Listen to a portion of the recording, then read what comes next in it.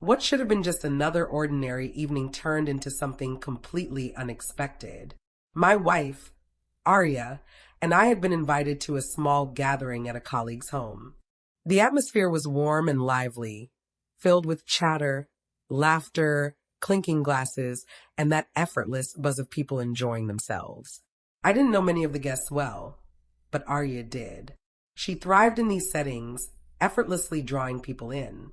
She had persuaded me to come, assuring me it would be enjoyable. For the first hour, everything seemed normal. I made polite conversation, laughed at the right moments, and mostly stayed quiet while others led the discussions. Arya, as always, shone in the spotlight. She was radiant and confident, her stories making everyone laugh. I watched her quietly, filled with admiration. She had that rare charisma that naturally drew people toward her. Then, during a light-hearted game about celebrity crushes and fantasy partners, someone asked Arya who she would pick if she could trade her husband for anyone in the world. It was meant to be silly, just a playful question. But Arya didn't hesitate.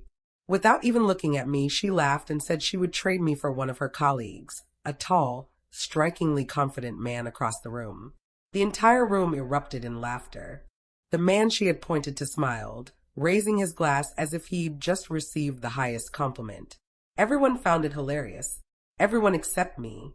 I sat frozen, the laughter pounding in my ears like a cruel blow. Maybe it was meant as a joke, but at that moment it didn't feel that way. It felt like the floor had been ripped out from under me, in front of everyone.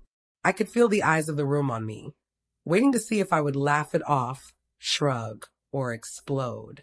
Arya continued to laugh, sipping her drink as though she had been witty. And then it hit me I had a choice. I could smile, hide the sting and let it eat at me. Or I could respond calmly, but make it crystal clear exactly how I felt. I set my glass down deliberately, stood, and said with quiet finality, "Interesting you say that, Arya. If I'm so easily replaceable in your mind, maybe you never truly deserve me at all." The laughter died instantly. The room fell silent, thick and heavy. Arya's smile faltered mid-lift, her drink frozen in her hand. The smirks around the room disappeared. The man she had singled out looked away, suddenly fascinated by the floor. I kept my tone steady, my words measured. I came tonight because my wife wanted me to. I stayed quiet, supported her, went along with everything. And in return, she chose to make a joke at my expense in front of all these people. But let me be clear. A husband is not something you trade away for laughs. Respect is the foundation of a marriage. Without it, no joke can cover what's missing. Arya's lips parted, cheeks flushed. "I didn't mean," she started, but I raised a hand, stopping her.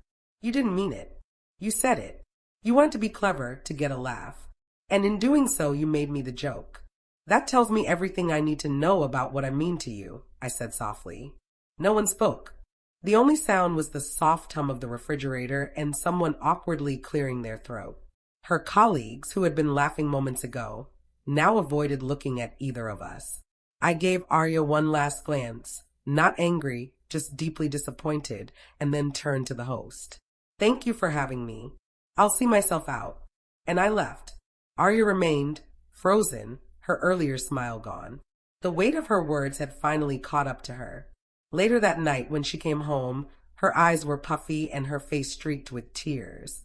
She tried to explain, insisting it was only a joke, that nobody could possibly take it seriously. I didn't shout. I didn't argue. I just said calmly, "If you can joke about trading me away in front of strangers, maybe you need to seriously consider whether you value me at all. Because tonight, you didn't act like my wife. You acted like someone who had forgotten what respect looks like." She broke down completely, crying, pleading for forgiveness, swearing she would never do anything like that again. But something inside me had shifted. Forgiveness might be possible, but forgetting? That was impossible. Words once spoken can never be taken back. In the days that followed, whispers spread through her office. Some colleagues quietly sided with me. Others murmured about her lack of respect. The man she had joked about never spoke to her again, avoiding the fallout entirely. The embarrassment she had tried to throw at me landed squarely on her instead. I stayed silent, I didn't punish her, I didn't yell. What I said that night was enough. It silenced the laughter, silenced her, and made one thing clear. Marriage is not a game, and respect should never be a punchline. I don't remember the other jokes, the food, or everyone who was there. But I remember her words. I'd trade my husband for him any day. And I remember mine. Then maybe you never deserved me in the first place. That was the night the room fell silent, and the night Arya learned just how much damage a single careless sentence can do. If you want to hear more real-life stories like this, make sure to subscribe to my channel so you don't miss any updates.